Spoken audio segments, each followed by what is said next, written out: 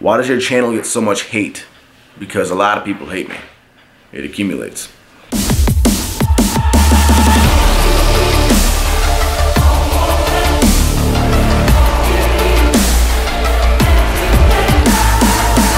What's up, guys? So in the last video I did, I told you guys to leave your questions below right here at YouTube Q&A, and we're gonna go through those now and answer them. I got a little bit of training footage I'm gonna play over this so you're not completely bored just staring at me on the couch the whole time. So enjoy some of the training footage and let's get to it.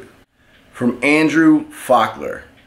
Nick, why are you so focused on teaching the works of other YouTubers? Majority of us are here to see the original Nick Wright. Now all we get is you teaching something you saw from another YouTuber or powerlifter. We aren't here to watch a lesson you give that you found on Max Tuning's channel or tips from huge powerlifters like Eric. We get that from their channels, and you are way too focused on idolizing others and not doing you. I don't want to hear you explain literally everything I already saw from a past video on someone else's video. Keep your content your own. So bottom line, why are you focused? Oh, sorry. Bottom line, my question is, why are you so focused on idolizing other more famous YouTubers instead of mastering your own art and content? This one actually confuses me, and I actually responded to him in the comments just because I really didn't get where he was coming from, and I wanted him to try to break it down even more, I guess. But here's the thing that I don't, obviously, like, I've never really told anybody this because it's just never really come up, and it just kind of sounds snobby, but I don't mean for it to be snobby. But like Max Tuning, my own personal friend, he knows this. I don't watch fitness YouTube, like, ever. Like, I'll give you an example of how bad it is. Max is a personal close friend of mine. We text and stuff, right? And he was sending me videos of his possible new apartments when he was apartment hunting. But then we just never followed up on like what happened with the apartment. The other day he posted a video. It was Reading Mean Comments Part 2. It's actually a funny video. But anyway, I see him post that and I screenshot it and I say, Max, is that your new apartment in the background? I didn't even know you finally moved into a new apartment. That's how out of the loop I was. I didn't even see his new apartment. Also, I didn't even realize there was a part 1 to his Read Mean Comments. You know, that's like one of my best friends.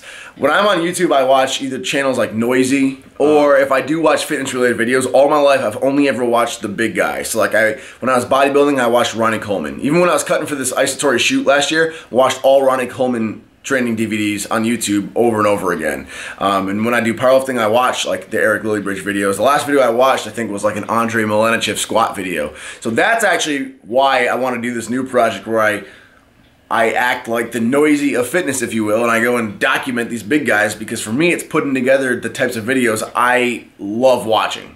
So that's your answer to like why I like featuring the big guys like Eric Lillybridge. As far as you know, biting other YouTuber styles, I don't know exactly what you're referring to. There's only so much information on how to lift and how to eat and how to train. So I'm sure other YouTubers have probably covered some of the same things I've covered.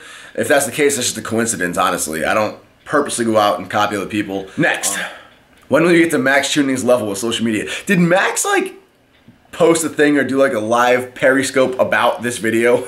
Tell you guys to come comment. I will probably never be on Max Tuning's level of social media. He is a genius. He's obsessive. Like, I give him credit. He knows every single YouTube channel, big, small, not fitness related, fitness related. He's a mastermind with it. When are you coming to the UK? I don't know, man. I would love to get over there, but I have no idea when that's gonna happen exactly. What is the best way to keep your hips from shooting up in the squat? Bracing your core is a big one. Really make sure you're staying tight and bracing. That'll help keep your hips forward, keep your body upright. And then practice like pause squats, tempo squats. Those things will help you with the control in your technique and form.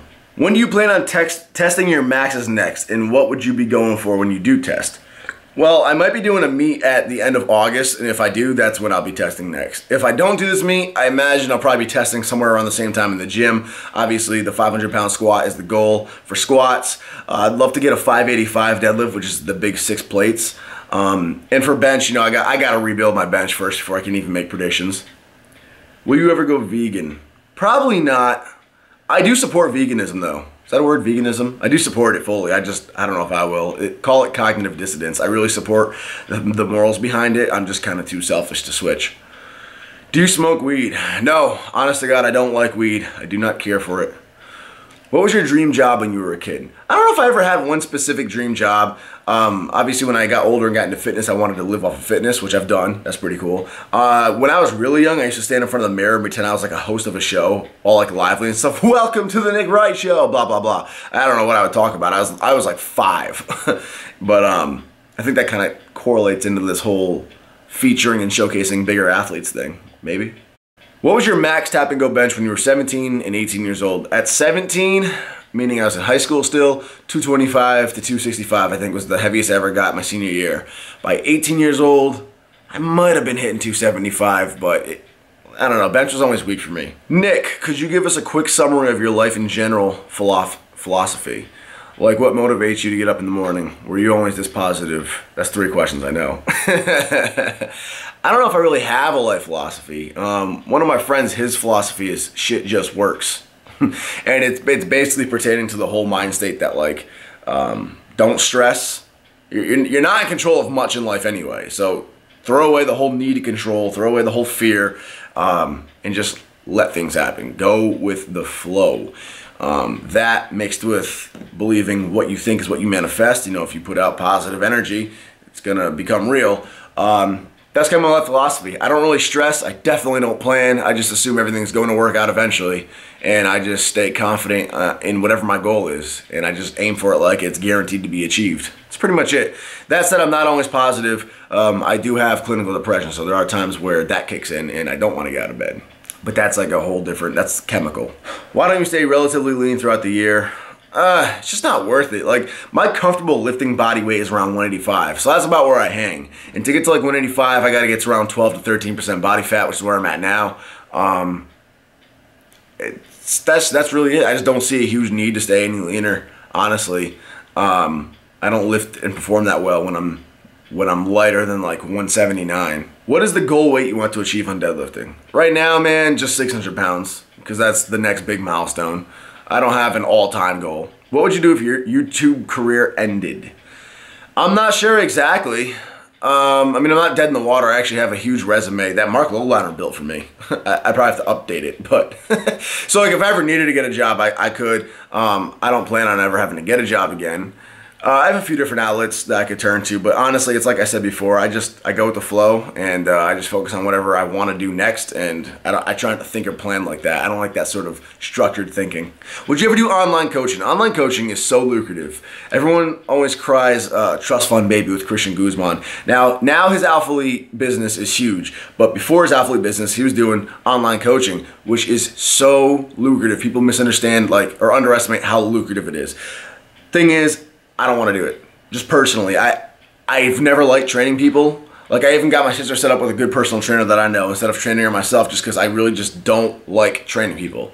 And it wasn't just to be lazy and brush her off. I knew this guy was good and she'd be in good hands, and I knew that if I did it, I'd give her good workouts for a little bit, but then I'd eventually get lazy and not want to train her, and then I would start slacking on her, and that would affect her negatively. So I was looking out for her, and I even paid for her training sessions. But I hate training, and I hate coaching people.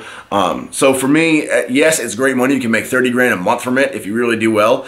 But you know, if I wanted to do something that I hated just for the sake of making money, I would go get a 9-to-5 desk job for the sake of benefits.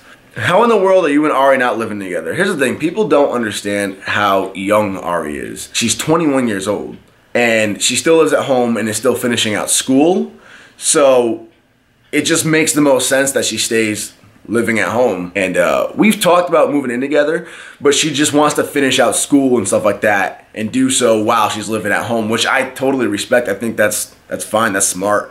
So that's why I think people don't realize that she's young. How does it feel to be lifting for so long and still look and perform like you do? Kind of shitty. Are you concerned about that Josh Fenting out-totaling you in this upcoming meet? I've heard he's a savage.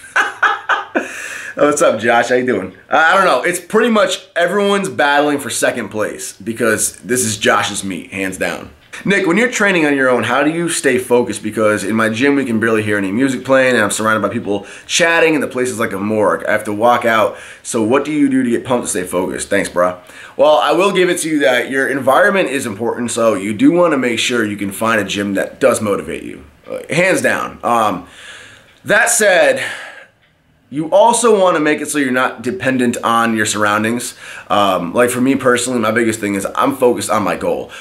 I have a program to follow. That's another big thing. You want to have a program. You need to be following something. If you're going in the gym just deciding, hey, what am I going to do today and free-for-alling it, you're going to lose motivation pretty quick because there's no like goal or incentive to target each day. So have a goal. And for me, I'm just so focused on nailing the numbers on my program day to day, week to week. And I'm so focused on the overall goal, you know, hitting these new PRs for this meet that's coming up, etc. That doesn't matter where I'm training. I'm in my own head and I'm focused on those goals. So you can put me in Planet Fitness, and you know, I'll find a way to get it done. Do you still want to bench 405? Yes, of course I do. For a while I kind of gave up on that because my shoulder was like really getting me frustrated and I was getting pretty down about it. But I definitely want to hit that 405, especially now that I'm able to bench again. Will you ever consider trying to get into Olympic lifting or CrossFit style training? No. Tremendous respect for both, actually. I've done a CrossFit workout. Oh my God, I was gassed. And Olympic lifting has a lot of technique to it, so I think that's pretty cool. So they're awesome sports. I actually like watching Olympic lifting. But personally, I've tried different Olympic workouts out before, and it's just not my cup of tea. It just doesn't excite me. I like the more controlled, static, Hulk smash style strength movements like powerlifting. Personally, that's just my flavor. Will you ever consider proposing to your girlfriend? Of course, one day when the time is right. Again, back to her being young. She's really young. So her and I have discussed it, and you know, she wants to get her career established, finish up school, that whole thing, first and foremost. And I'm 100% with that, especially with my lifestyle. Like I said, I don't like structure, I don't like planning, so I'm constantly moving, traveling, doing different things. And she travels with me, we have the best relationship, but locking down marriage isn't really a focus of mine right now. It's just not one of my major priorities. And her and I have discussed it in depth plenty of times. We love our relationship. We have a great relationship. So staying in this relationship for some years versus, you know, having a ring and some tax benefits, it's not going to really change anything for us. So there's no immediate rush. From which of all your sponsorships do you profit the most? Honestly, I'm under contract for a very similar salary from all of my sponsors, believe it or not. Who do you think will win the presidential elections? P.S. I'm Canadian. I'm just here for the LOLs. Man, we are screwed either way. We are screwed either way, I think. I'm voting for Mark Bell. How do you stay positive in an environment where it's full of negativity? I think that just comes down to, again, having confidence in whatever it is that you're obsessed with and really just focusing on that, because when that is how your mindset is, that just becomes more important than anything else. So the negativity around you, the negative opinions or whatever, they don't really hold much weight because you're just focused on the big picture that you want to achieve. What's your mindset right before you PR on deads? That's actually a good question because I feel like my mindset's a little bit different than most people. With deadlifts specifically, I don't like music. I'll never put on headphones. Even before my meet, I don't put on headphones. Deadlifts are something I need a clear mind for. Versus squats. Squats, I have crazy music blasting in my headphones. I'm getting all amped up and fired up and pissed off. Deadlifts I need a clear mind for. So I don't listen to music, and I kind of stare at the bar until it doesn't look so big anymore. The weights don't look so big and imposing. And what I basically try to do is I try to get cocky and overly comfortable with the weight. You know, when I first stare at, you know, say 5.5 plates on each side of the bar, I'm like, all right, this is heavy. I look at it and stare at it and get my mind right until finally I'm looking at it and like, like I'm literally smirking. There's been times where I've seen myself on camera without even realizing I'm actually starting to smirk at the weight because I'm like, this is nothing. Like, I'm gonna pull this up, this is easy. And that's how I need to get. I need to get into this calm, confident state for deadlifting. And when I say calm, I'm not ready to like take a nap or yawn or anything like that. You still hear me like kind of shout before I go to pick it up and stuff like that. But it's a very controlled, fired up, if you will.